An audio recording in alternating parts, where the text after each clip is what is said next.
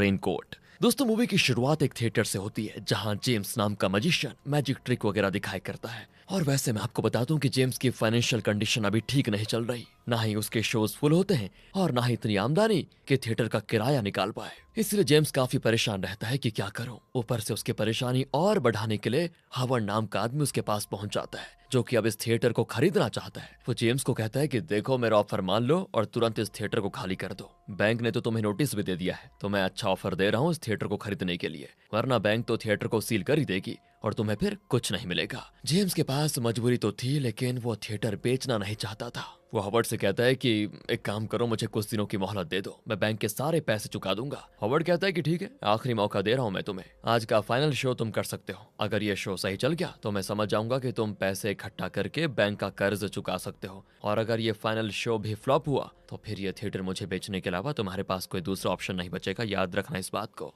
James मान जाता है। अब फाइनल शो शुरू हो जाता है। जेम्स पूरी मेहनत के साथ एक से बढ़कर एक ट्रिक्स दिखाता है ताकि लोगों को एंटरटेन किया जाए। किस्मत से आज थिएटर भी फुल हो जाता है। अब जेम्स को उम्मीद तो होती है कि आज तो अच्छा प्रॉफिट बन जाएगा। वो छोटे मोटे ट्रिक्स दिखाने के बाद ऑडियंस के बीच बैठी जूलिया नाम की लड़की को बुलाता है ताकि उस पर भी कोई ट्रिक परफॉर्म कर पाए। तो जैसे जूलिया स्टेज पर आती है, उसके कोट पर लगा हुआ एक कीमती ब्रोच जेम्स तुरंत चुरा लेता है, जिसकी खबर भी जूलिया को नहीं लगती। एंड वो ब्रोच काफी महंगा लग रहा था। जेम्स का प्लान था कि शो से मिले पैसे और इस ब्रोच को बेचकर बैंक का सारा कर्ज चुका दूंगा, जिससे थिएटर को बेचने की नौबत ही नहीं आएगी। हाँ, तो इसके बाद जेम्स जूलिया पर मैजिक ट्रिक दिखाने के लिए उसे एक लकड़ी के बॉक्स में डाल देता है और ट्रिक परफॉर्म करके जैसे ही बॉक्स खोलता है, उसमें से जूलिया गायब। ऑडियंस काफी ज्यादा खुश होती है उस ट्रिक को देखकर, लेकिन ऑडियंस में हॉवर्ड भी बैठा होता है, जिसके पास एक जादुई अंगूठी होती है। उसकी मदद से वो लकड़ी के बॉक्स का वो वाला कंपार्टमेंट खोल देता है जिसके अंदर जूलिया गई थी। अबे यार, सब खराब हो गया। सभी को पता चल जाता है कि बॉक्स के अंदर दो छोटे कमरे हैं।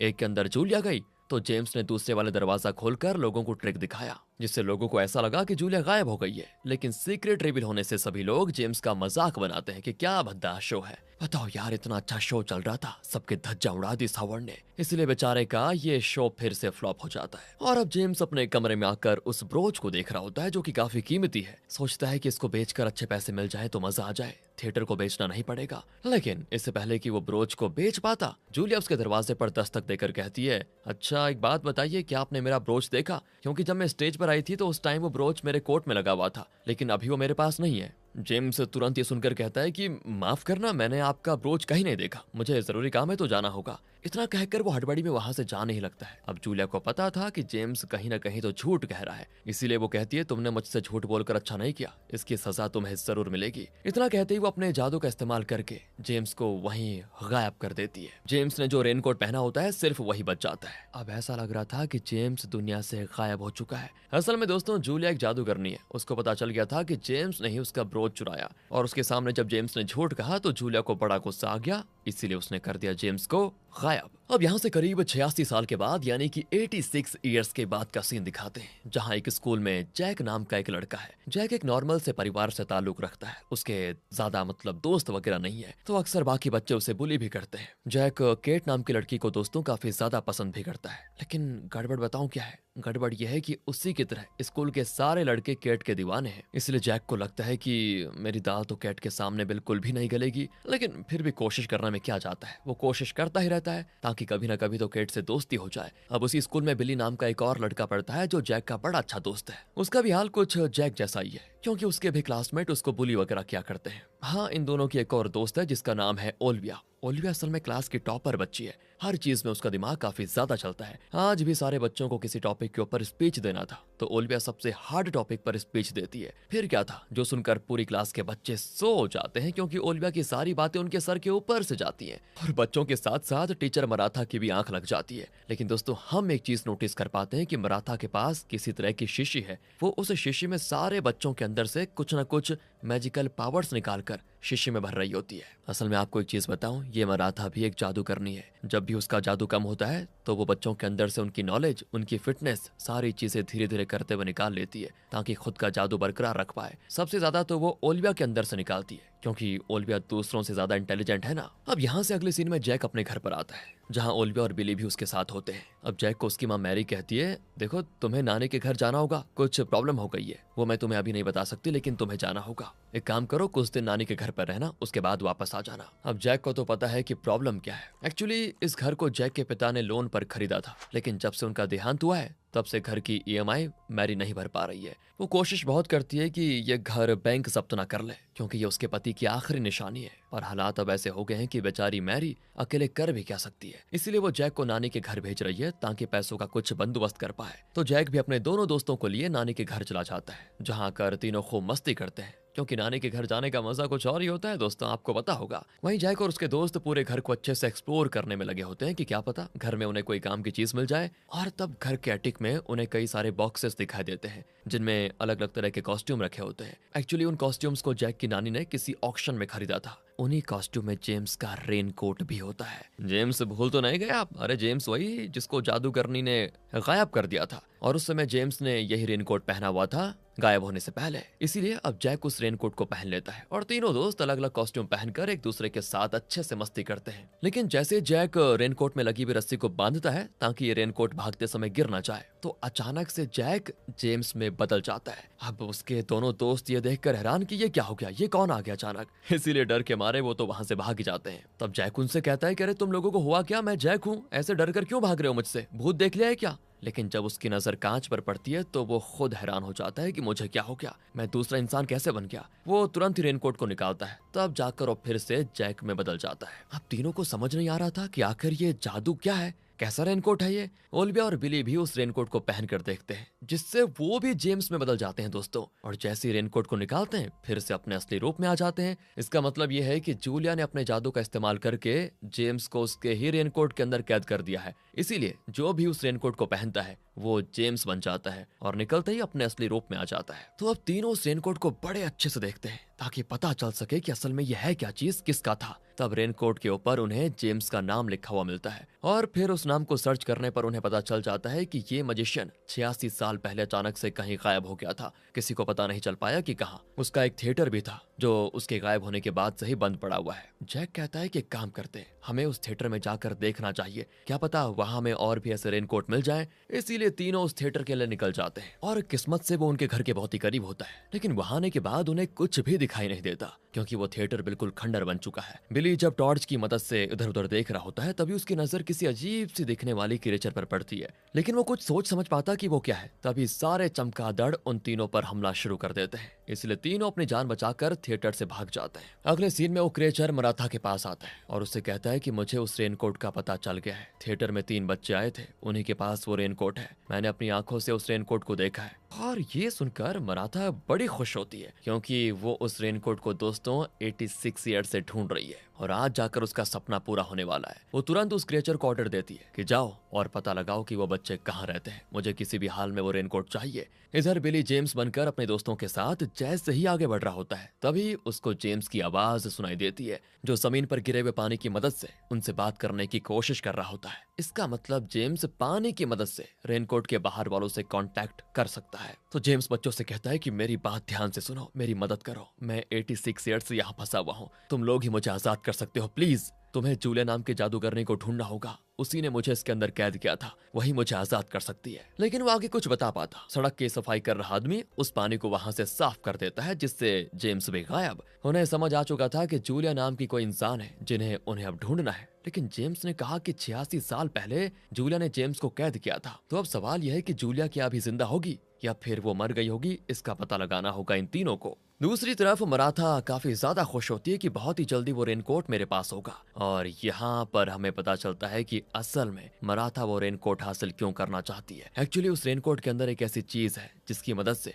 मराठा खुद की जवानी वापस हासिल कर सकती है। और आज का आखिरी दिन है, अगर आज के दिन वो रेनकोट मराठा को नहीं मिला और रेनकोट के जादू की मदद से मराठा की जवानी हासिल नहीं हुई तो वो हमेशा एक आम इंसान वाली जिंदगी गुजार कर ही कुछ सालों के बाद मर जाएगी। और यही वजह है कि वो खुद को जिंदा रखने के लिए बच्चों की नॉलेज और फिटनेस वगैरह को ले लेती है, जो कि एक तरह से उसकी जवानी को मेंटेन रखने का टेम्पररी सोल्यूशन है। लेकिन परमानेंट सोल्यूशन के लिए उसे चाहिए रेनकोट। इसीलिए मराठा अपने जादुई बॉल का इस्तेमाल करके ये जानने की कोशिश करती है कि रेनकोट अभी कहाँ पर है। और फिर क्या था, वो जादुई बॉल उसको रेनकोट दिखा देता है, जो कि अभी जैक के नानी के घर पर होता है। मराठा अब एक कौवे को अपने कंट्रोल में लेकर उसको जैक के नानी के घर में छोड़ देती है, जो रेनकोट को चुराने की कोशिश करता है। पर तीनों दोस्त बड़ी मुश्किल से उस कौवे से वो रेनकोट वापस हासिल कर लेते हैं। मराठा को बड़ा गुस्सा आता है देखकर कि मेरा प्लान फेल नहीं हो सकता। फिर वो अपने क्रिएचर से कहती है कि जाओ और उस घर से मेरे लिए वो रेनकोट लेकर आओ, चाहे कुछ भी करना पड़े। और फिर वो क्रिएचर भी रेनकोट लेने के लिए निकल जाता है। इधर हम जादूगर हॉवर्ड को देखते हैं,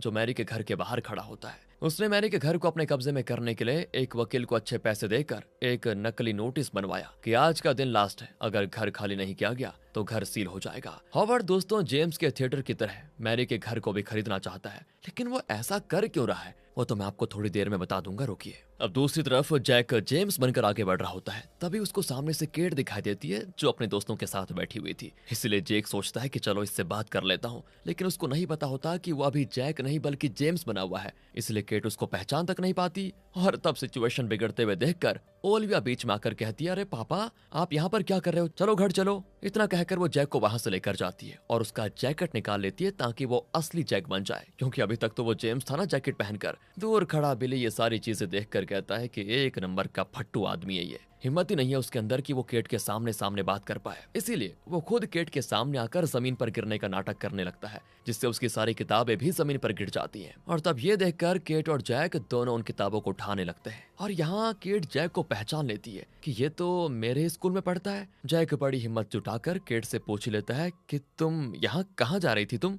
केट कहती है, हाँ मैं पार्टी में जा रही थी, आज रात मेरे दोस्तों ने पार्टी रखी हुई है, आना चाहो तो तुम आ सकते हो। बस जैक की खुशी का ठिकाना ही नहीं होता कि यार केट ने मुझे खुद इनवाइट किया, मजा आ गया। बिली भी काफी खुश होता है कि चलो कम से कम इनकी बातचीत तो हुई। अगले सीन में दोस्तों हॉवर्ड मैरी के घर के बाहर उसके आने का इंतजार कर रहा होता है। जैसे ही मैरी आती है वो उसको नकली नोटिस दिखाते हुए कहता है कि सुनो, मैं आपका ये घर खरीदना चाहता हूँ। मैंने नोटिस देखा कि आज पैसे नहीं दिए गए तो ये घर सील हो जाएगा, तो वैसे मैं ये घर इसके ओरिजिनल कीमत के दुगने में खरीदना चाहता हूँ, जिससे आपको काफी फायदा होगा। लेकिन मैरी इसके लिए तैयार नहीं होती, क्योंकि ये उसके पति की आखिरी निशानी थी। वो कहती है, पिछले हफ्ते ही तो मैं बैंक को ईएमआई भर के आई हूँ, फिर उन्होंने कैसे नोटिस भेज दिया मुझे, ऐसा नहीं हो सकता। तब वहाँ जैक भी अपने दोस्तों के साथ पहुंच जाता है और इस मैटर को शांत करने के लिए वो जेम्स में खुद बदल कर कहता है कि देखो हॉवर्ड, आप इस घर को खरीद नहीं सकते, मैं एक लॉयर हूँ और कानून के हिसाब से मैरी जब ईएमआई भरने के लायक नहीं रहेगी तब जाकर घर को सील किया जाएगा, वरना नहीं। तो बीच में आप क्यों आ रहे हो? और जैक के दोस्त इंटरनेट पर दोस्तों कुछ आर्टिकल्स वगैरह भी निकाल लेते हैं जो वो जैक को दे देते हैं। वही आर्टिकल वाले पेपर को वो हॉवर्ड को थमाते हुए कहता है कि देखिए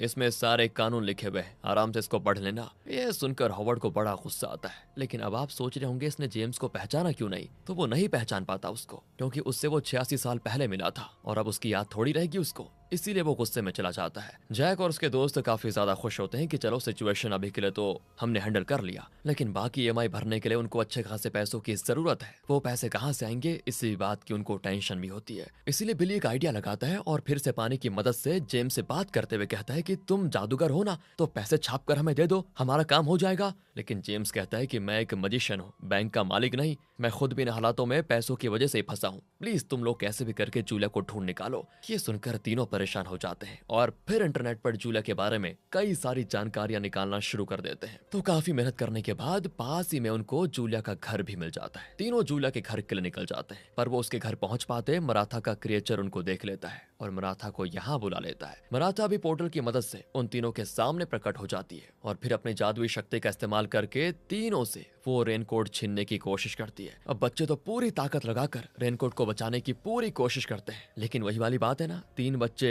एक महान जादूगरनी का मुकाबला कैसे कर पाते। इसीलिए मराठा उनसे वो रेनकोट छीन कर हो जाती है गायब। और अब मराठा उस रेनकोट के अंदर कुछ ढूंढने की कोशिश करती है, पर रेनकोट के ऊपर तो जूलिया का जादू था, इसीलिए वो रेनकोट को अच्छे से चेक ही नहीं कर पाती। दूसरी तरफ जैक और बाकी जूलिया के घर पहुंच जाते हैं, जो 80 साल होने के बाद भी दोस्तों वैसे ही सुंदर है जैसे कि पहले हुआ करती थी। तीनों को तो यकीन ही नहीं होता कि ये तो एकदम जवान लग रही है, अमर है क्या ये। जूलिया बताती, देखो मैं एक जादूगरनी हूँ और जादू की मदद से खुद की एज को स्लो या फास्ट कर सकती हूँ। ये सब कुछ मंत्रों की ताकत से होता है, लेकिन एज को स्लो कर देना और अमर की तरह रहना एक श्राप है, जिससे तुम उसी एज में फंसे रहोगे और तुम्हारे सामने से बच्चे बूढ़े होकर मर जाएंगे। काफी झंझोड़ कर रखने वाली है ये जिंदगी। और हाँ, मुझे पता है कि तुम तीनों यहाँ पर क्यों आए हो, तुम्हें जेम्स ने भेजा होगा पक्का। मैं खुद अपनी उस गलती के लिए 86 साल से पछता रही हूँ। मुझे लगता है कि मुझे जेम्स के साथ ऐसा नहीं करना चाहिए था। मैंने हर कोशिश की कि अपने मंत्रों को वापस लेकर जेम्स को रेनकोट से आजाद कर दूं, लेकिन ऐसा हो नहीं पाया। उस मंत्र का साइकिल 86 साल का है। 86 साल में आज का आखिरी दिन है और इसी दिन मैं मंत्र को तोड़कर जेम्स को आजाद कर सकती हूँ। लेकिन अगर वो आज आजाद नहीं हुआ तो फिर अगले 86 साल उसको इंतजार करना होगा। तीनों हैरान हो जाते हैं। वो जूलिया से कहते हैं कि यहाँ आते आते हमारे पास वो रेनकोट था, लेकिन हमने उसको खो दिया। पर आप टेंशन मत लो, हम कैसे भी करके वो रेनकोट आपके पास लेकर आ जाएंगे। तीनों अब सोचने में लगे होते हैं कि मराठा हमें कहाँ मिल सकती है। ओलिविया कहती है कि वो मेरी क्लास टीचर है, क्या पता वो स्कूल में मौजूद हो।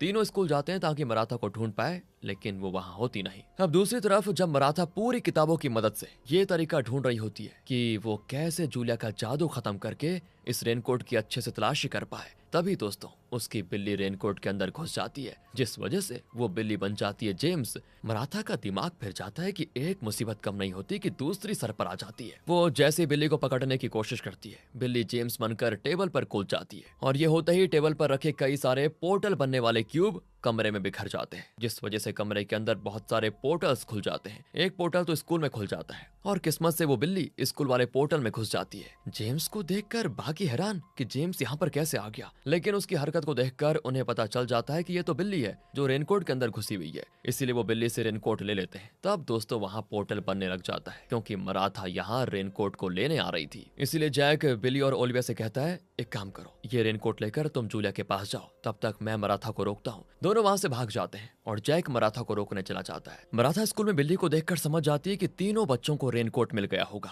तब उसको सामने दोस्तों जैक दिखाई देता है, इसीलिए वो उस पर भी अपने जादू से हमला करके उसको स्टॉप कर देती है। उसके बाद उसका बैग अच्छे से चेक करती है कि शायद उसमें रेनकोट हो, लेकिन वहाँ वो रेनकोट नहीं होता। मराठा अब जैक से कहती है, मुझे बहुत गुस्सा आ रहा है, जल्दी से बता दो वो रेनकोट है कहाँ, वरना 2 मिनट लगेंगे तुम्हें गायब करने में। लेकिन तब भी वो नहीं बताता कि रेनकोट कहाँ रखा हुआ है। दूसरी तरफ ओलिविया और बिली दोनों जूलिया के पास पहुंच जाते हैं, इसलिए जूलिया तुरंत अपने जादू की मदद से रेनकोट पर किया हुआ जादू खत्म कर देती है। ऐसा होते ही जेम्स रेनकोट के अंदर से बाहर आ जाता है। तब जूलिया उससे माफी भी मांगती है 86 साल से उसको कैद करने के लिए, लेकिन जेम्स जूलिया से कहता है कि तुम्हारी कोई गलती नहीं है, मेरी ही गलती थी जो मैं लालच में आ गया। फिर वो उसको उसका ब्रोच भी वापस कर देता है। तब जाकर जूलिया खुश हो जाती है, लेकिन जेम्स को जैक कहीं दिखाई नहीं देता। तो ओलिविया और बिली उसको बताते हैं वो मराठा को रोकने गया था, हमें उसे बचाना होगा अब। दूसरी तरफ मराठा ने जैक को पिंजरे के अंदर कैद कर दिया था। जैक उससे कहता है कि आखिर तुम्हें वो रेनकोट चाहिए क्यों? तब मराठा बताती है, उस रेनकोट के अंदर जेम्स नाम का मजिशियन कैद है, उसके पास एक जादुई ब्रोच है,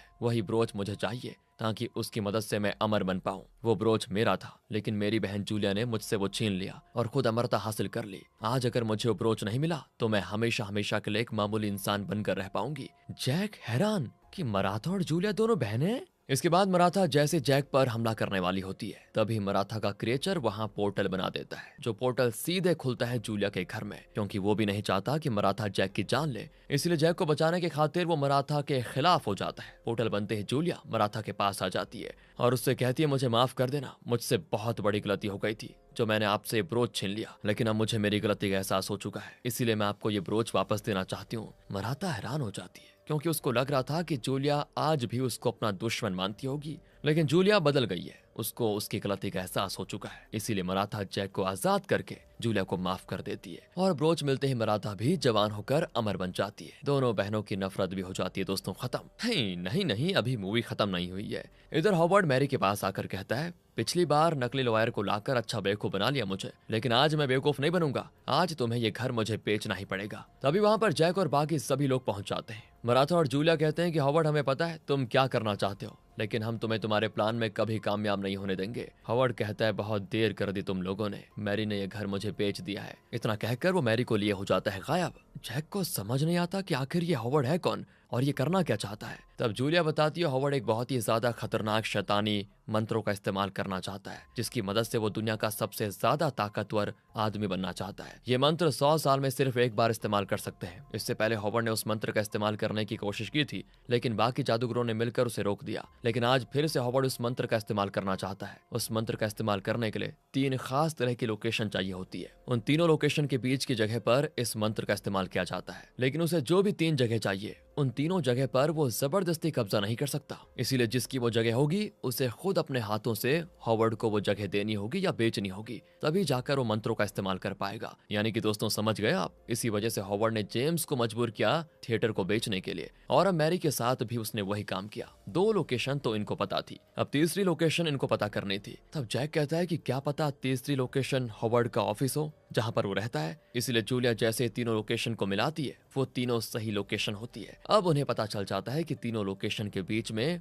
हॉवर्ड उस मंत्र का इस्तेमाल करने गया होगा। तो सारे लोग उसी जगह पर जाते हैं और सच में दोस्तों हॉवर्ड और मैरी वहां पर मौजूद होते हैं। जूलिया मराठा के साथ हॉवर्ड पे हमला करने की कोशिश करती है, लेकिन हॉवर्ड की जादुई अंगूठी की मदद से किसी का जादू उस पर असर नहीं कर पाता। इसके बाद हॉवर्ड उस मंत्र को जैसे ही इस्तेमाल करता है वहां पर अजीब और जादुई जैसी चीजें उत्पन्न हो जाती हैं। हॉवर्ड कहता है मुझे एक ऐसा इंसान चाहिए जो अपनी मर्जी से इस धुएं के अंदर जाए। जो ऐसा करेगा मैं उसकी जो इच्छा होगी उसे पूरा कर दूंगा। ये सुनकर जेम्स तुरंत हॉवर्ड से कहता है कि मैं इसके लिए रेडी हूँ। तो हॉवर्ड उसको अपने पास बुलाता है, लेकिन जेम्स तो ट्रिक करने में माहिर था, तो वो तुरंत ही चुपके से हॉवर्ड की अंगूठी चुरा लेता है और उसे चुरा कर वो जूलिया को दे देता है। बस दोस्तों हॉवर्ड एकदम गुस्सा हो जाता है कि ऐसा नहीं हो सकता। अंगूठी चाहते ही जूलिया और मराठा अपने जादू का इस्तेमाल करके हॉवर्ड को ही धुएं में डाल देते हैं, जिससे वो फाइनली मारा जाता है। यानी कि अगर जेम्स भी अंदर जाता तो वो पक्का मारा जाता। इसी वजह से मैरी भी बच जाती है। जैक और बाकी सारे लोग काफी ज्यादा खुश होते हैं कि चलो शैतानी जादूगर से पीछा छूटा। सभी सोचते हैं कि दो जादूगरनी बहनों को आपस में मिलाकर एक साथ कर दिया और जेम्स को भी 86 साल के बाद कैद से आजाद कर दिया। जैक के घर की EMI मैरी तो भरी रही थी, उसकी भी टेंशन अब खत्म हो गई, क्योंकि सील होने का नकली नोटिस तो हॉवर्ड ने बनवाया था, ना कि बैंक ने। और दोस्तों मूवी के आखिरी सीन में जैक केट की पार्टी में जाता है, जहां उसे देखकर वो बड़ी खुश होती है, क्योंकि वो उसी के आने का इंतजार कर रही थी। इसी हैप्पी एंडिंग के साथ ये मूवी यहाँ पर खत्म होती है। बाकी दोस्तों अगर आपको मूवी अच्छी